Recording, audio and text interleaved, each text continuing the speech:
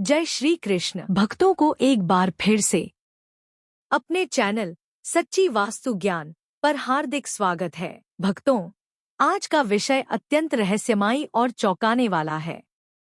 इस वीडियो में हम आपके लिए एक अनसुनी और रोचक जानकारी लेकर आए हैं। आज का विषय है द्रौपदी का पांचों पांडवों के साथ संबंध कैसा था।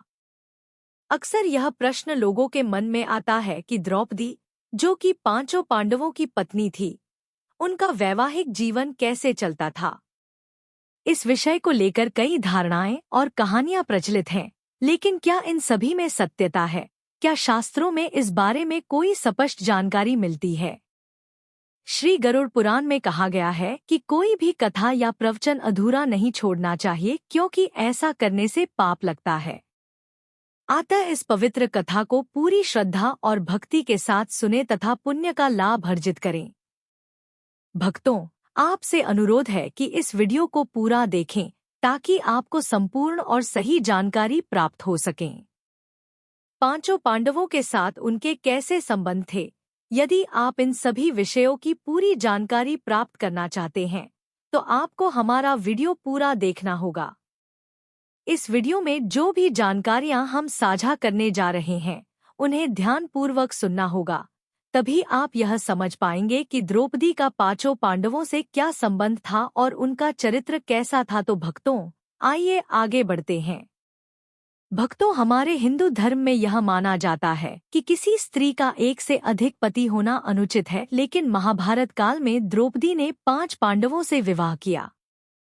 यह सोचने का विषय है कि आखिर ऐसी क्या परिस्थिति थी जिससे द्रौपदी को एक नहीं बल्कि 5 पतियों के साथ विवाह बंधन में बंधना पड़ा। क्या यह किसी श्राप का परिणाम था या फिर इसके पीछे कोई कारण छिपा था? और सबसे महत्वपूर्ण बात, द्रौपदी ने 5 पतियों के साथ अपने पत्नी धर्म का पालन किस प्रकार किया। महाभारत में जब कौरवों ने द्रौपदी का चीर हरण किया, तब उनके साथ जो कुछ हुआ वह समस्त नारी जाति के लिए एक पीड़ा का विषय बन गया। लेकिन क्या आप जानते हैं कि द्रौपदी के जीवन से जुड़ा एक ऐसा रहस्य भी है जो बहुत कम लोगों को पता है। कहा जाता है कि 5 पांडवों के अलावा द्रौपदी किसी और से भी प्रेम करती थी। जब आप उस व्यक्ति का नाम सुनेंगे तो निश्चित ही चौंक उठेंगे। इसके अतिरिक्त द्रौपदी ने एक कुत्ते को ऐसा श्राप दिया जिसके कारण आज भी कुत्ते खुले में सहवास करते हैं। यह श्राप क्यों दिया गया? इसके पीछे की कहानी क्या है? द्रौपदी के जीवन से जुड़े अनेक ऐसे प्रश्न हैं जो समाज की सोच को चुनौती देते हैं। उनका चरित्र एक रहस्य है जो युगों से चर्चा का विषय बना हुआ है। यदि आप भी द्रौपदी के जीवन से जुड़े उन रहस्यों को जानना चाहते हैं, तो बस हमारे साथ इस वीडियो के अंत तक बने रहें। यह वीडियो बेहद रोमांचक होने वाला है। भक्तों, महाभारत के अनुसार द्रौपदी के जन्म से पहले उनके पिता राजा ध्रुपद और गुरु द्रोणाचार्य के बीच घोर युद्ध हुआ था। इस संग्राम में गुरु द्रोण ने राजा ध्रुवद को पराजित कर उनके राज्य का आधा भाग अपने अधीन कर लिया। युद्ध में हारने के बाद राजा ध्रुपद ने गुरु द्रोण से प्रतिशोध लेने का संकल्प लिया। इसी उद्देश्य से उन्होंने एक भव्य यज्ञ का आयोजन किया जिससे उन्हें एक वीर पुत्र की प्राप्ति हो सके। यज्ञ वेदी के मध्य से उस समय एक पुत्र एवं एक अद्वितीय सुंदर कन्या प्रकट हुई। उस कन्या की आंखें कमल के समान थी, उसके केश घुंघराले थे और उसका रंग श्यामल था। जब ब्राह्मणों ने उस दिव्य कन्या को देखा तो उन्होंने कहा कि यह कन्या रूपवती होने के साथ साथ कृष्णवर्ण की भी है, अतः इसका नाम कृष्णा होगा। भक्तों, द्रौपदी को द्रौपदी नाम इसलिए मिला क्योंकि वह राजा ध्रुपद की पुत्री थी। राजा ध्रुपद के हृदय में द्रोणाचार्य के प्रति गहरी शत्रुता थी और यही भाव उन्होंने बचपन से ही द्रौपदी के मन में भर दिया था। द्रौपदी भी अपने पिता की भांति प्रतिशोध की ज्वाला में जल रही थी। अपने हृदय में वह निरंतर ऐसे उपायों के विषय में सोचती रहती थी जिनसे वह अपने पिता के अपमान का प्रतिशोध द्रोणाचार्य से ले सके, लेकिन आचार्य द्रोणाचार्य हस्तिनापुर राज्य के संरक्षण में थे। द्रोणाचार्य को अपमानित करने के लिए ध्रुपद को एक शक्तिशाली संगठन की आवश्यकता थी। इसलिए जब द्रौपदी विवाह योग्य हुई तो राजा ध्रुपद ने उनका स्वयंवर आयोजित किया। हालांकि भगवान श्री कृष्ण यह भली भांति जानते थे कि धर्म की स्थापना के लिए द्रौपदी का अर्जुन से विवाह होना आवश्यक है, इसलिए स्वयंवर से पूर्व ही द्रौपदी राजा ध्रुपद के साथ रहने लगी। कहा जाता है कि द्रौपदी और श्री कृष्ण के बीच गहरी मित्रता थी। यह भी कहा जाता है कि द्रौपदी ने स्वयं भगवान श्री कृष्ण से विवाह करने की इच्छा व्यक्त की थी। इस पर श्री कृष्ण ने स्पष्ट रूप से कहा कि वे केवल उसी स्त्री से विवाह करेंगे जो पूरी तरह उनके लक्ष्य के प्रति समर्पित हो, अर्थात उस स्त्री के मन में धर्म स्थापना के कार्य में किसी प्रकार की सैन्य या राजनीतिक इच्छा नहीं होनी चाहिए। ऐसा कहा जाता है कि उस समय श्री कृष्ण ने द्रौपदी को प्रसन्न करने के लिए यह भी कहा था, तुम एक अद्वितीय और महान स्त्री हो और तुम्हारे समान श्रेष्ठ नारी कोई और नहीं हो सकती। जब द्रौपदी का स्वयंवर आयोजित हुआ तब पांचों पांडव भीम, नकुल, अर्जुन, सहदेव और युधिष्ठिर अपनी माता कुंती के साथ ब्राह्मण भेष में वास कर रहे थे। वे एक निर्धन कुमार के घर में रहकर अल्प साधनों पर जीवनयापन कर रहे थे। स्वयंवर के दिन भी वे भिक्षा मांगने निकले थे, तभी उन्हें इस आयोजन के बारे में ज्ञात हुआ। अर्जुन ने अपने भाइयों से स्वयंवर में भाग लेने की इच्छा व्यक्त की, जिसके बाद पांचों पांडव ब्राह्मण वेश में वहां पहुंचे। स्वयंवर की शर्त यह थी कि जो भी धनुर्धर जल में पड़ने वाले प्रतिबिंब को देखकर मछली की आंख भेदेगा, वही द्रौपदी के साथ विवाह करेगा। अर्जुन, जो अद्वितीय धनुर्धर थे, वे यह कठिन लक्ष्य भेद दिया और द्रौपदी को विजय स्वरूप प्राप्त किया। फिर वे उसे अपने आश्रम ले आए। भक्तों, कैसे द्रौपदी बनी पांचों पांडवों की पत्नी? जब अर्जुन ने स्वयंवर में विजय प्राप्त कर द्रौपदी का वरण किया और वे अपने भाइयों के साथ आश्रम लौटे, तब माता कुंती भोजन बनाने में व्यस्त थी। अर्जुन ने दरवाजे पर खड़ी अपनी माता से कहा, माँ देखो हम क्या लाए हैं। माता कुंती बिना देखे ही अपनी आदत के अनुसार कह बैठी, जो भी लाए हो उसे आपस में बराबर बांट लो। दरअसल पांडव प्रतिदिन भिक्षा में जो भी प्राप्त करते थे उसे माता कुंती के पास लाते थे और वह सभी भाइयों में समान रूप से बांट देती थी। जिस दिन अर्जुन द्रौपदी को जीतकर घर लाए, उस दिन भी उन्होंने रोज की तरह अपनी माता से कहा, माँ देखिए आज हम आपके लिए क्या लाए हैं। उस समय कुंती घर के कामों में व्यस्त थी, इसलिए बिना देखे ही उन्होंने कह दिया, जो भी लाए हो उसे आप पांचों भाई आपस में बांट लो। माँ के इन शब्दों को सुनकर पांचों पांडव आश्चर्यचकित रह गए। जब कुंती को होश आया और उन्होंने पीछे मुड़कर देखा तो उन्हें अपनी भूल का एहसास हुआ। उन्होंने तुरंत युधिष्ठिर से कहा, ऐसा उपाय निकालो कि द्रौपदी को कोई कष्ट न हो और मेरे शब्द भी मिथ्या न साबित हो।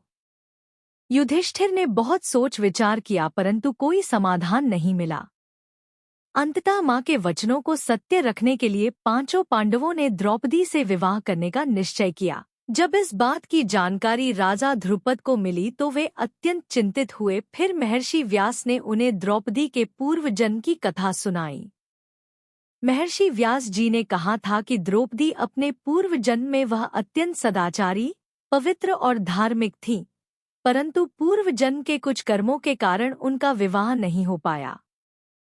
इस बाधा को दूर करने के लिए उन्होंने भगवान शिव की घोर तपस्या की। द्रौपदी की कठोर तपस्या से प्रसन्न होकर भगवान शिव उनके समक्ष प्रकट हुए और उन्हें मनचाहा वरदान मांगने को कहा। तब द्रौपदी ने सोचा कि उनकी सभी इच्छाएं एक ही वरदान से पूरी नहीं होंगी, इसलिए उन्होंने अत्यंत चतुराई से महादेव से वरदान मांगा। उन्होंने कहा, हे प्रभु, मेरा विवाह ऐसे व्यक्ति से हो जो धर्म का महान ज्ञाता हो, जो अति बलशाली हो, जो किसी विशेष विद्या में निपुण हो, जो खगोल और ज्योतिष का ज्ञाता हो और जो अनुपम सुंदरता एवं बुद्धि से संपन्न हो। द्रौपदी ने इस प्रकार बुद्धिमानी से 5 इच्छाओं को एक ही वरदान में समाहित कर दिया। हालांकि महादेव ने द्रौपदी के मन की इच्छा भली भांति समझ ली थी, लेकिन वह पहले ही उन्हें वरदान देने का वचन दे चुके थे, इसलिए महादेव ने मुस्कुरा कर कहा, द्रौपदी, मैं तुम्हारी चतुराई को भली भांति समझ चुका हूँ, अतः अब तुम्हें एक नहीं बल्कि अगले जन्म में 5 पतियों का साथ प्राप्त होगा और तुम 5 पतियों वाली स्त्री बनोगी।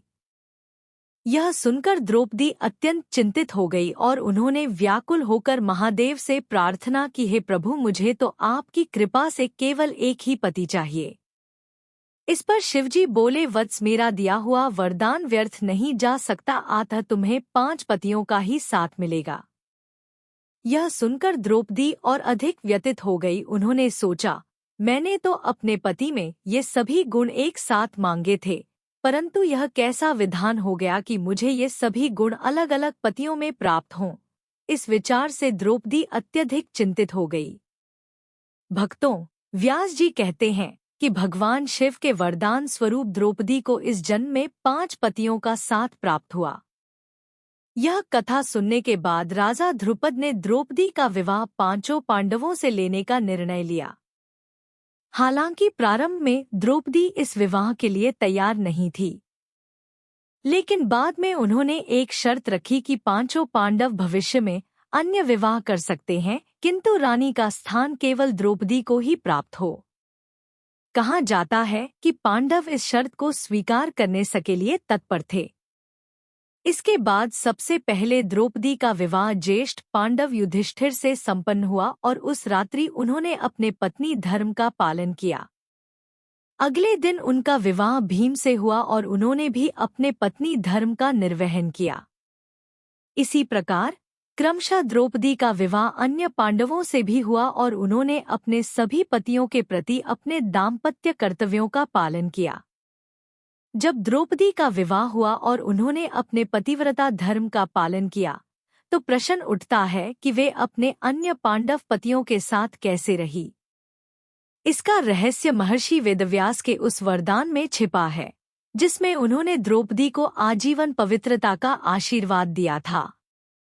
इस वरदान के कारण जब भी द्रौपदी एक पांडव के साथ समय बिताकर दूसरे पांडव के पास जाती, तो वे पुनः कुंवारी हो जाती। कहा जाता है कि विवाह के उपरांत एक दिन देवर्षि नारद पांडवों से मिलने आए और पांडवों के भविष्य को लेकर चिंता व्यक्त की और धर्मराज युधिष्ठिर से कहा कि चूंकि द्रौपदी 5 भाइयों की पत्नी है, इसलिए उनके साथ रहने के लिए कुछ नियम निर्धारित किए जाने चाहिए। इस पर विचार करते हुए पांडवों ने एक नियम बनाया कि प्रत्येक भाई को द्रौपदी के साथ समय बिताने की एक निश्चित अवधि मिलेगी, ताकि कोई भ्रम या विवाद न हो। जब महर्षि नारद मुनि ने पांडवों को भविष्य में होने वाली संभावित समस्याओं के बारे में बताया, तो धर्मराज युधिष्ठिर ने आदरपूर्वक उत्तर दिया, हे प्रभु, हम 5 भाइयों के बीच अब तक द्रौपदी को लेकर कोई मतभेद नहीं हुआ है। मैं आशा करता हूँ कि भविष्य में भी ऐसा कुछ नहीं होगा, लेकिन आपके वचनों की उपेक्षा भी नहीं कर सकता, इसलिए मैं आज ही इस विषय में एक नियम बनाऊंगा। युधिष्ठिर द्वारा बनाए गए नियम महर्षि नारद के जाने के बाद युधिष्ठिर ने एक नियम स्थापित किया, हर वर्ष द्रौपदी केवल एक पांडव के साथ समय बिताएंगी। यदि कोई अन्य पांडव इस नियम का उल्लंघन करेगा तो उसे 1 साल के लिए वनवास जाना होगा।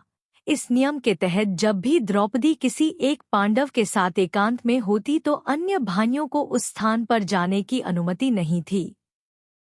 एक दिन अर्जुन को एक अत्यंत महत्वपूर्ण कार्य के लिए अपने धनुष की आवश्यकता पड़ी, जो उसी कक्ष में था जहां द्रौपदी और युधिष्ठिर एक साथ थे।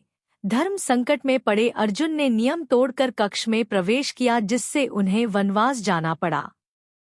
इस दौरान एक कुत्ता उनकी इस गोपनीयता का साक्षी बन गया और उसने इस घटना को अन्य लोगों तक पहुंचाने का प्रयास किया। क्रोधित होकर पांडवों ने कुत्ते को श्राप दे दिया कि आज के बाद से पूरी दुनिया तुझे सहवास करते हुए देख सकेगी। तभी से यह माना जाता है कि कुत्ते कभी भी एकांत में सहवास नहीं कर सकते, और यदि करते भी हैं तो उन्हें कोई ना कोई देख ही लेता है। भक्तों, जब भी कोई पांडव द्रौपदी के कक्ष में प्रवेश करने से पहले अपने पादुकाएं बाहर ही छोड़ते थे, ताकि यह सुनिश्चित हो कि कोई अन्य भाई उस समय अंदर न जाए। एक दिन अर्जुन ने भी अपनी पादुकाएं द्वार पर उतारी और द्रौपदी के साथ रतिक्रिया में लीन हो गए। संयोग से उसी समय एक कुत्ता वहां आया और खेल खेल में अर्जुन की पादुका को उठा ले गया। वह उसे जंगल में ले जाकर खेलने लगा। उधर भीम अपने कक्ष की ओर जा रहे थे। जब वे द्रौपदी के कक्ष के पास पहुंचे तो उन्होंने देखा कि वहां कोई पादुका नहीं था। उन्होंने सोचा कि कक्ष खाली है और वे अंदर चले गए। भीम को देखकर द्रौपदी बहुत लज्जित हो गई और क्रोधित होकर बोली, क्या तुमने द्वार पर पादुकाएं नहीं देखी? भीम ने उत्तर दिया, नहीं, वहां कोई पादुका नहीं थी, इसलिए मैं अंदर आ गया। यह सुनकर द्रौपदी और भीम दोनों व्याकुल हो गए और तुरंत कक्ष से बाहर आकर पादुकाओं की खोज करने लग।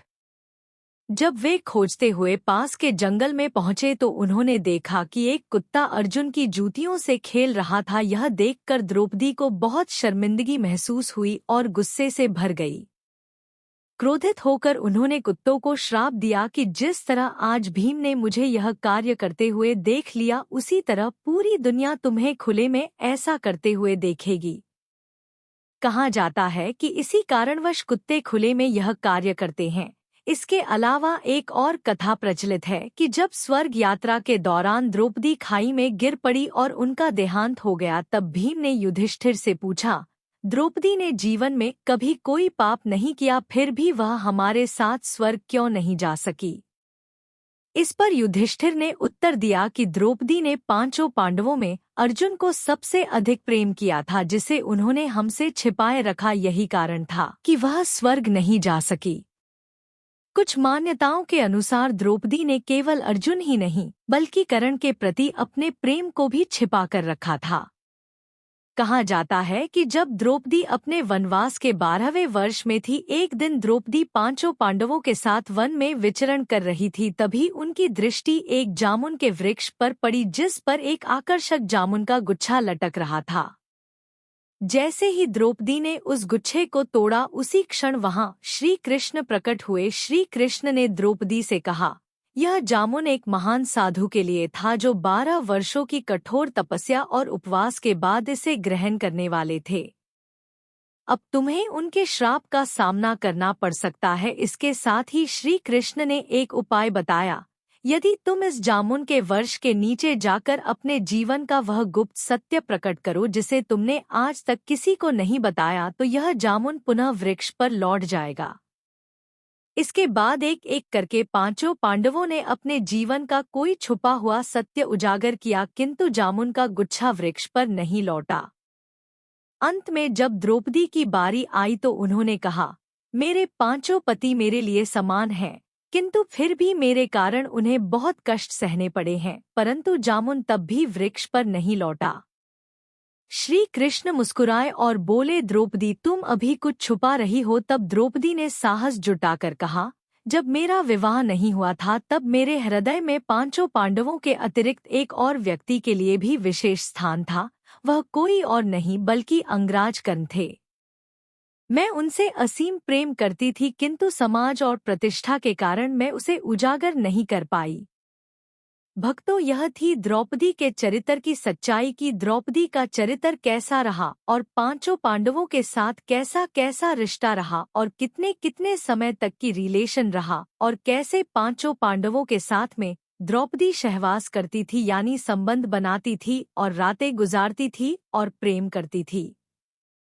ये सारी चीजें इस वीडियो में हमने आपको द्रौपदी के चरित्र के बारे में बताया है। तो भक्तों, हमें कमेंट बॉक्स में जरूर बताएं कि आपको आज की यह जानकारी कैसी लगी और द्रौपदी के बारे में आपका क्या मत है, क्योंकि भक्तों दुनिया में कई ऐसी कथाएं प्रचलित हैं जो द्रौपदी को सही भी ठहराती है और गलत भी। आपकी क्या राय है, हमें कमेंट बॉक्स में जरूर लिखें।